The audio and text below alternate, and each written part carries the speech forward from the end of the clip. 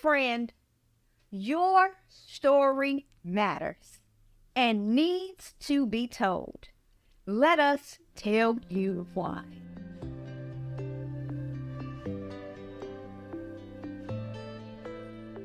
I'm Ashley White, the host of Joy on the Journey podcast, a weekly podcast all about defining, finding, and maintaining joy on the journey of life.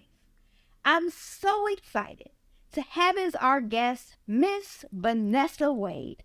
Vannessa is the CEO of Connecting the Dots public relations firm, which specializes in helping brands tap into their confidence, find their audience, and reach new heights.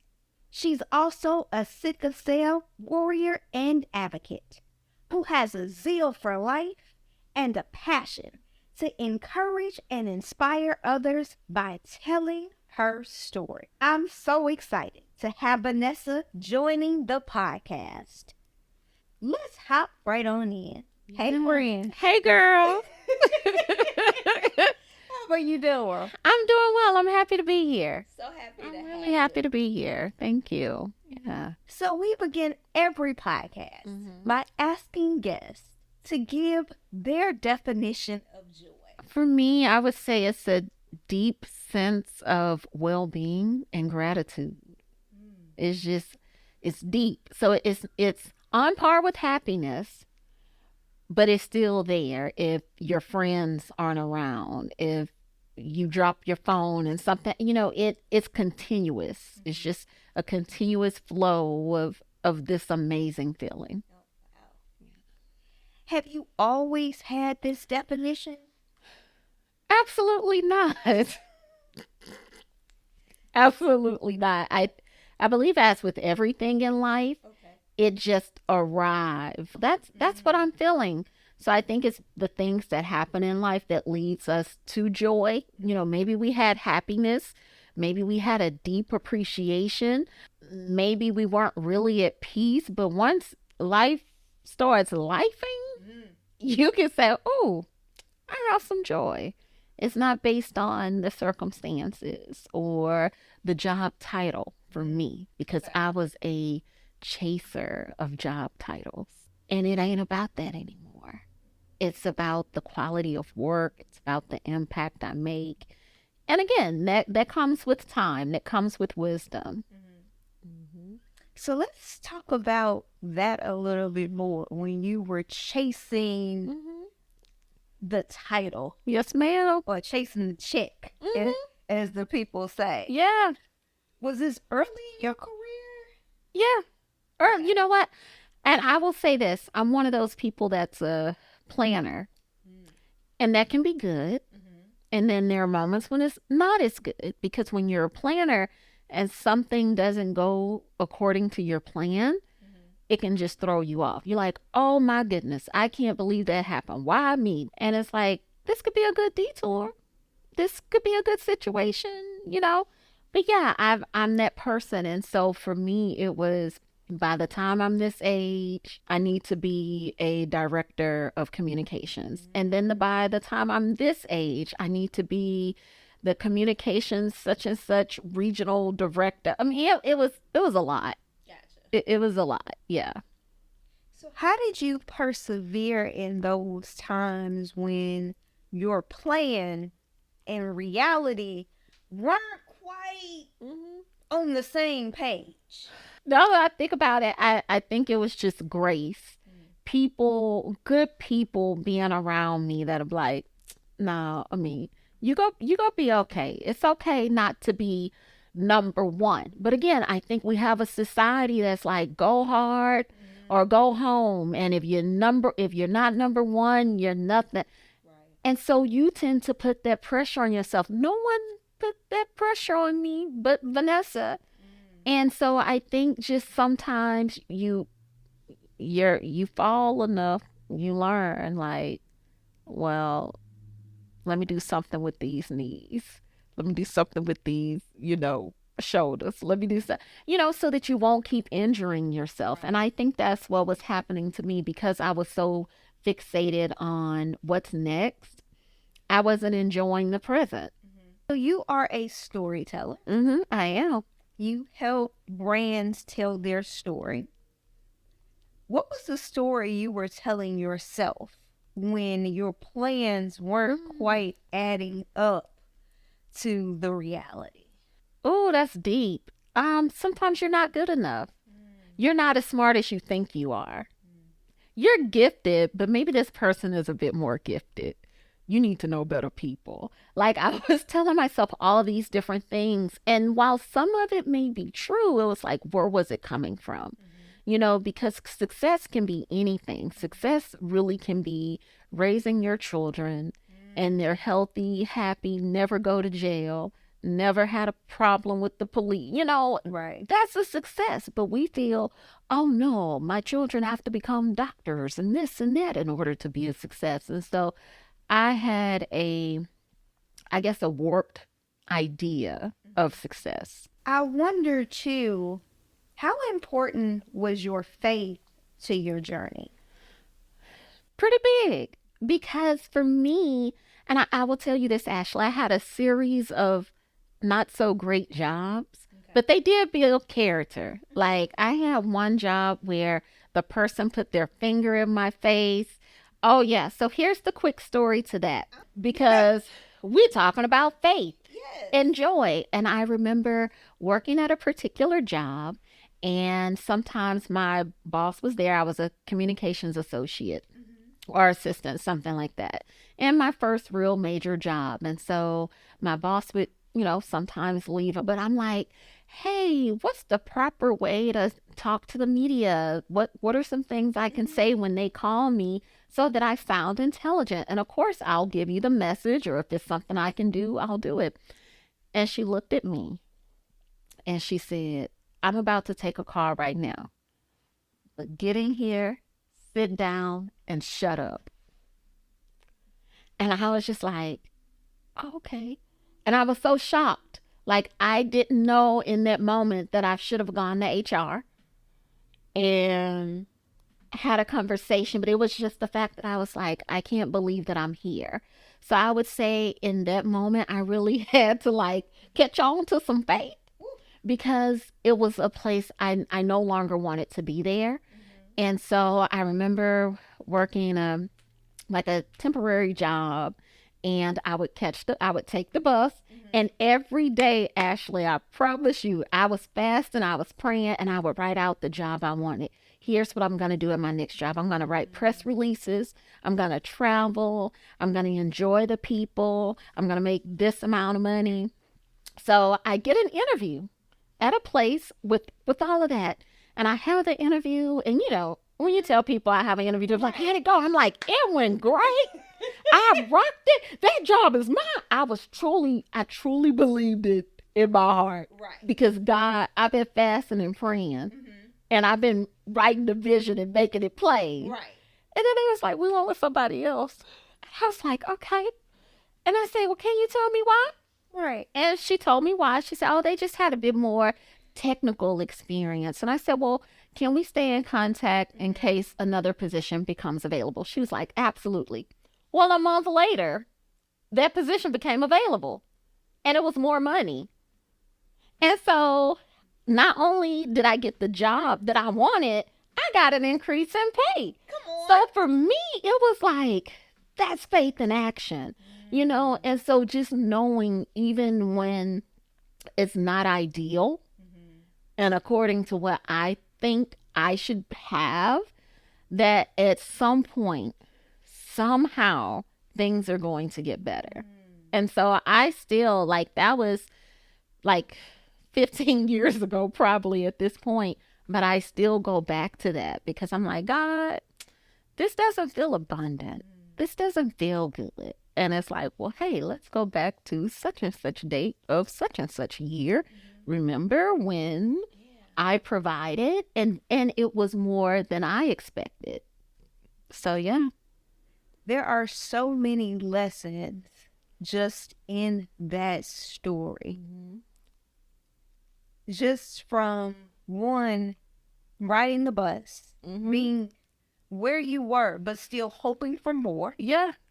Then be specific in your prayers. I want this. Going for the job. Because so many times we want the more. We have the desire for the more, whether it's the more job, the more relationship, the more house. Right? Yeah. But we don't actually go for it. We Yeah. have all these things in our head, but we don't actually do the thing in order to achieve it. Yeah. And then it's the place, then you applied. You had the interview, but it's also the lesson in how you handled the initial rejection. Yeah. So many of us get that first denial, and then it's, Yeah. they're lost. Right. They don't know. Or we go, see, Lord, see, I prayed and look what happened. Yeah. You ain't come through for me. You come through for everybody else, Lord, but you don't come through. And I don't know what it was. And maybe that was that joy we're talking about on the journey, because I remember going like, okay, I really thought that job was mine. Like, and I think I said that. I was like, well, Lord, I really thought that was mine. And I left it at that. And then a month later, it was like, hey, Vannessa, are you still looking for a job? We would like to offer you this position. Oh, and we've increased the pay. Wow. So many nuggets in that story. And I say that I will add this. Riding the bus, at least for me at that point, was not fun. You're catching the bus at 5 a.m. Hear me. You're catching the bus at 5 a.m. and get there for 8 o'clock. Okay. What? So that's a long time. Yes. You're passing by these buildings, you're passing by these cars, and you're like, I just really wish, fill in the blank. And for me, I'm like, either I can sit here, 3 hours is a long time. It's like, either I can sit here and be upset, but you're going to a job. So either I can sit here and be upset, or I can be constructive during this time. And so I would get up and be like, let me go catch the bus. And get on the bus. A lot of random stuff happens on the city bus, because I wasn't taking like ride share. Right. I'm taking the city bus. And I'm just like, you know what, Lord, I got to write this out. And everything I wrote out, God provided, and more. And more. It's the more for me. And more. I love too the lesson in the maximizing the time on the bus. Because how often I think about, this is, you already blessed me, and I'm sure if she not already on your block, in your neighborhood, she probably in your house too, because she's stumping on my, on my nerves, is that opportunity of time and what you do with it. I was telling somebody earlier, TikTok, it's beautiful, right? How you get to scrolling on it. You say, oh, I'll just spend 15 minutes. And before you know it, at 15 becomes 30 becomes an hour, and that time can be used so much more constructively. But you lost it because you weren't thinking. Right. And then you're rushed and you're mad. But you're the one You made a been on there for 2 hours, because that happens to me. And so what I did with that, since we're talking about time, I began to set timers on my phone. So I'm like, okay, you've been scrolling, and it will cut off, and I cannot use the app. And I'm like, oh, well, I guess that means I need to do whatever it is I said I was going to do. I do have a question. As a PR expert, Thank you. and a social media expert, do you believe that comparison is the thief of joy? Absolutely, with the capital absolutely. I do believe there's a healthy comparison, just like I feel that jealousy can be healthy. I know most people like, oh no, it's not. But I think there can be a healthy way to maneuver through those things. I definitely think absolutely. Absolutely, because we look at other people and how did they get there, and some people have all the big breaks, and before we know it, we're way over here when we should be here. And it's like, what are you doing to be better? So I will share this with everyone because I believe in being transparent. Like, I'm not helping anybody if I'm being fake. So in my life, I've met a lot of incredible people. And some of those people I've compared myself to. I'm like, oh, they, whatever. It could be, they're taller. Their hair is longer. They make more money. They get all the guys. I don't know. Whatever it is, we all have that something. Right. And then I said, instead of comparing yourself or feeling jealous, why not invite them to lunch? Tell them that you admire, because that's what it is. You really admire something about the person. It's something in them that makes you feel insecure. Right. It's their go-getter mentality. It's the way they get up and command a room. It's how they're able to dress and come across as professional and this and that.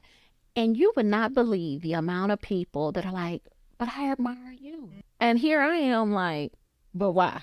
Right. You know, you're not about to write for this way, but they're like, oh, you're amazing too, and you're this and you're that.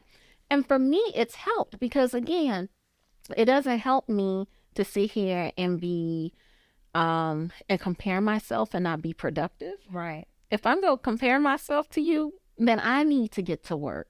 So what books do I need to read? What classes do I need to take? What awards do I need to apply for? What events should I attend?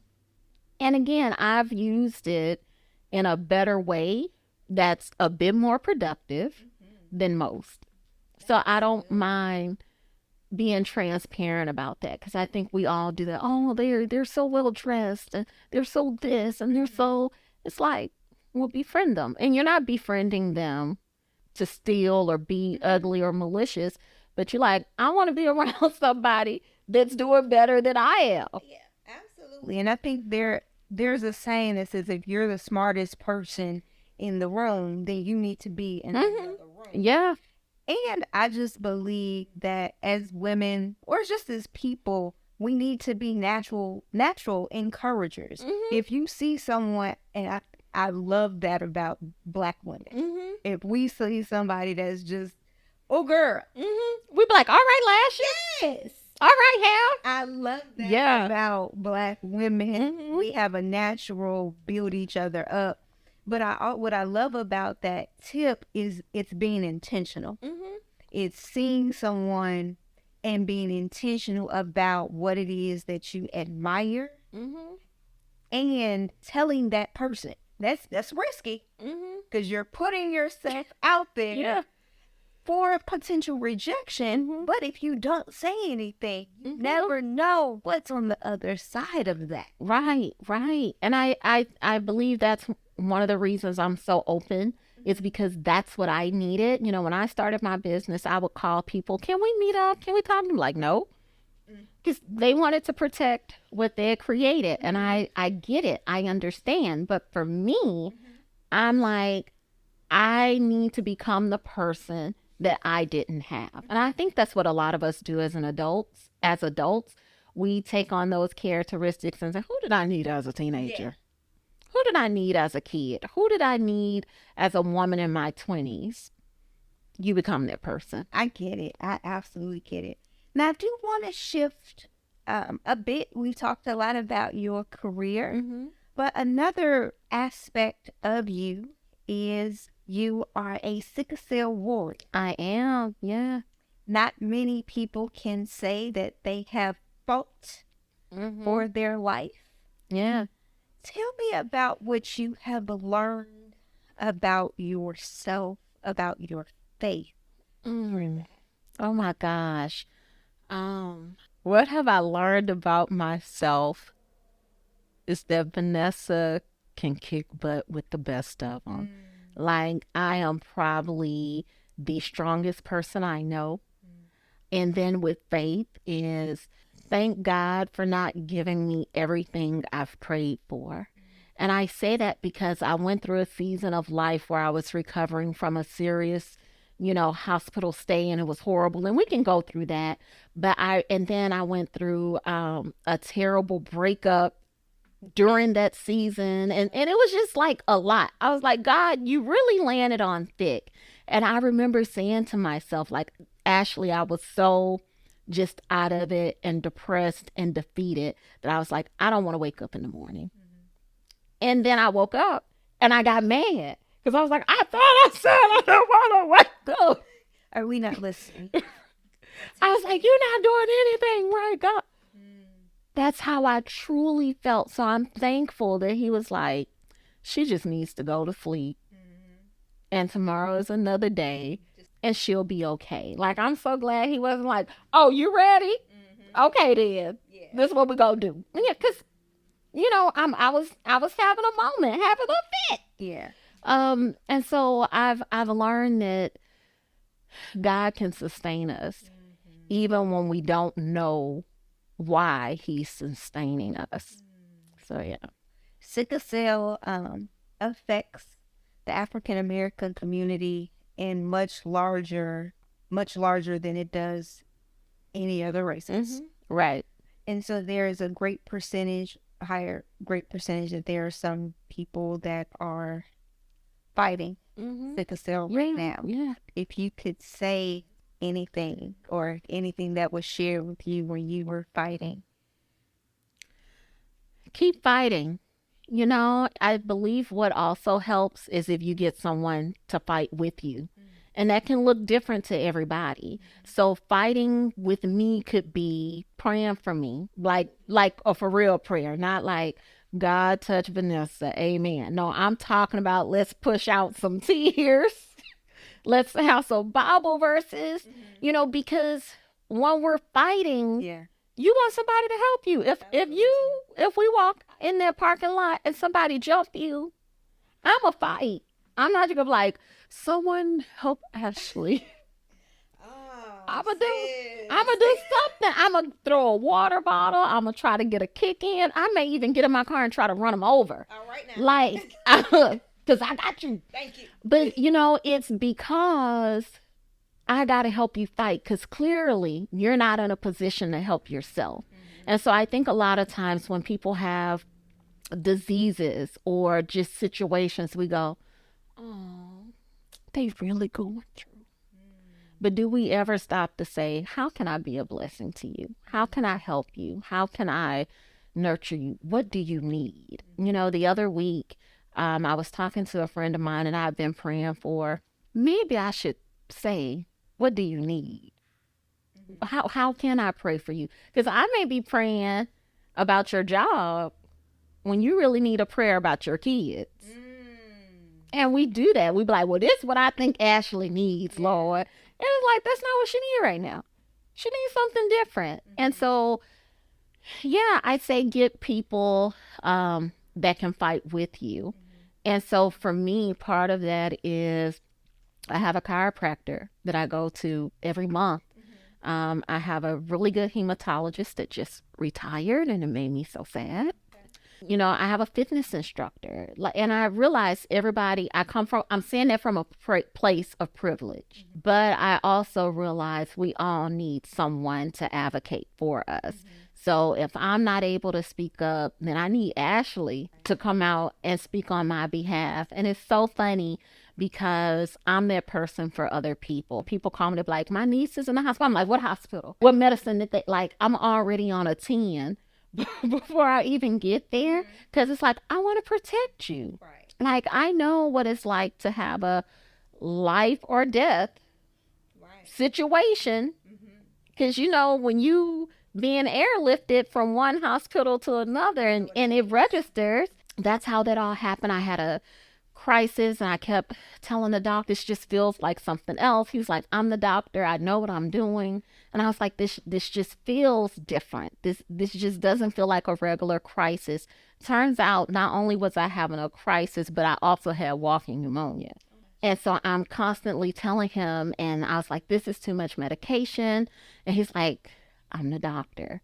So I took the medication, passed out, and woke up, and they were airlifting me to John Hopkins Hospital. Like, just that quick. And even with that, I remember the nurse saying, she's not herself. Something's different. She said, because even when I walk in here, usually she speaks to me. She's like, but she seems just really dazed. And she would try to talk to me, and I'm like, what? And I remember a friend was there with me, and we had just met. Talk about a person meeting you on the worst day of your life. She was there. Like, she was my sister's friend, and my sister's like, I gotta get to the hospital to see my sister. She's like, I'll go, and then you come on, you know. And so she met me on the worst day of my life. She literally met me on the worst day of my life. And she's a really good friend. But again, the reason I shared that probably longer than needed story is because we all need someone to fight for us. Like, in that moment, I couldn't fight for myself because, heck, I've passed out. And when I came to, it was just all these tubes. My sister had made it, and she was crying. One of the preachers at our church was like, pray. He was like, your sister doesn't need your tears. She needs your prayers. And I was like, did I have surgery? Am I okay? And nobody was talking to me. And I was like, where am I going? And I was like, and I'm hungry, and I'm this. And they said, it's not, I just remember them saying, it's not enough time. It's not enough time. We got to hurry up and get her there. And it wasn't until like we're in the air that I'm like, I'm being life flighted. Like, it didn't even register. I was like, this must be serious, you know. And I remember saying to one of the paramedics, I was like, am I going to be okay? And he just grabbed my hand. Like, I guess he didn't, you know, he's like, I ain't gonna, you know, I don't know what to say. But I just remember saying, am I going to be okay? And so to be in that situation till now, I really thank God for it. Just, and so again, it kind of goes back to your question about encouraging other people. So maybe it's not sickle cell, but maybe it's just a lot of mental anguish. Maybe it's the loss of someone they love. It's like, fight and then get people to fight for you. That's what tag teams are for. Yeah. I'm getting my butt whooped. You get in the ring while I catch my breath, and then we go win this. I mean, thank you. You're welcome. You're welcome. Thank you for sharing. Thank you for your transparency. And thank you for your fight. Oh, you're welcome. Absolutely. But it's because we have to. I've had a very different life than my peers. Like, completely different. But I watched my dad fight because my father had sickle cell. And so he was probably had more rough days than good days, you know, and I remember that as a child. And so I'm like, you just have a fight in you of, I'm not going to let this take me down. And then my oldest sister has sickle cell, and she's had a slew of situations, and you're just like, this ain't going to take me down. You know, and it's not, it's coming from a place of authority, like, nah, you know, because you look at other people and you start to wonder, is that going to be your fate? You know, and I think a lot of people feel that way. They're like, well, if this person was on drugs and then this person was on drugs, then I'll probably be on drugs. And it doesn't always play out that way. I've shared this with you privately, and I have to share it with you publicly. You have a zeal for life. Thank you. Just your social media presence is one thing, but when you see her in person, there is never a moment she is not smiling. There is never a moment she is not joyful. There is never a moment, especially in church, that she is not worshiping. And if you ask her to pray, there's never a moment that she will not stop and go, you want me to pray? Absolutely. She believes. Right. She believes that the Lord hears her and will answer her. Yeah. I have to ask you, how has, in a world of public relations. Mm-hmm. Sometimes faith is not necessarily appreciated. Right, right. Do you find conflict in that area and the ability to bring your full self in that arena? That's an excellent question. I think when I first started, yes, because you don't know how much is too much. And I'm not saying I'm walking in like, bless that wonderful name of Jesus, into meetings with a tambourine. I'm not doing that. But sometimes you just, even if you're giving examples, it's like, is that an example I should use? Because I don't know how it will be received. Or do I pray over my food before I eat it? Just all these little things, because nobody else is praying but you. Right. Everybody else finished, and you're like, but it's gotten easier, and I've learned what it looks like. So it's not always, I have the faith that can move mountains. It's just sometimes showing up. And how we encourage people, how we speak. I'm sure you've had the experience where someone says, Ashley, it's just something about you. Then I'm like, I see God all over you, my sister. They're not doing it. They're just like, it's something about you. Yeah. And maybe they're not a Christian, or maybe they are, but they see. It's just, so for me, it became less about showing it versus being. Yeah. That's beautiful. That's beautiful. Especially Pastor Cosby says often be the church. Yeah. Be. Yeah. Because often so many people will never enter the church. Right. And if the only interaction they have with a Christian, a representative of Christ, is you and I, yeah, we should do our best every day. That's right. To show up and represent Christ well. That's my prayer every day I leave the house. Okay, Lord, help me to represent you well. Right. I'm my best, but help me to represent you well. Right, and to know that He can, and that we're human. Yeah. So because we're on this earth, this person that cuts us off in traffic, they will make us mad. But I don't have to cuss at them. I don't have to follow them. Where they're going, I can just go, okay, thank you, Lord. Yes, absolutely. And actually be the light, be the change, be the voice of reason. And I have a lot of people that tell me, like, it's just something about you. And I'm like, it's the Holy Ghost. I just feel I don't have to do that because you see it. Yeah. Thank you for being exactly who God created you. Thank you. Thank you. Thank you. Y'all, I am full, absolutely full. This interview has taken so many ranges that while I thought we would go, my soul is well because we went there. I want to ask, as we kind of wrap up the interview, what's next for you as you pray and prepare for the next phase of your spiritual, your physical, your career journey? Would you dare to share your hope for yourself, for connecting the dots? We didn't even talk about how you came up with that. Oh yeah. We'll circle around to it. Yeah. Over the next 5 to 10 years. I don't know what it looks like. And I say that because it kind of goes back to at the beginning where I'm like, this,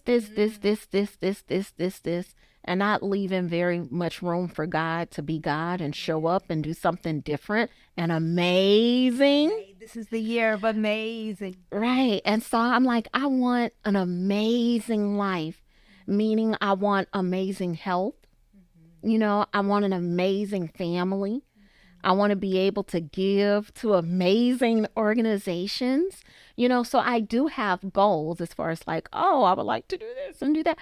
But I just really want it to be amazing. I'm not so concerned even now on if those amazing things are going to happen as connect the dots, or if they're going to happen as, hey, Vannessa now works at CBS News, whatever it is, I just have the faith to believe it's going to be amazing. We stand in agreement that God is going to do, has done, will continue to do amazing things. Thank you. Let the people know where they can contact you if they want to share how you have personally touched you, how you have personally touched them because of what you shared today. You can reach out to me on social media. So Vannessa Wade, Vannessa Wade. That's me on LinkedIn. That's me on Facebook. So those are kind of the places I hang out the most. So they can find me there. Please be sure to put your favorite quotable in the comment section. We will be reading every single comment. And let me know what you took away. I know I have taken away so much. Probably more than I will be able to comment in the spaces that are available. But till we are able to gather again, and again every Thursday, may God increase your joy, give you strength for the journey, and give you the courage to tell your story. Bye, friends.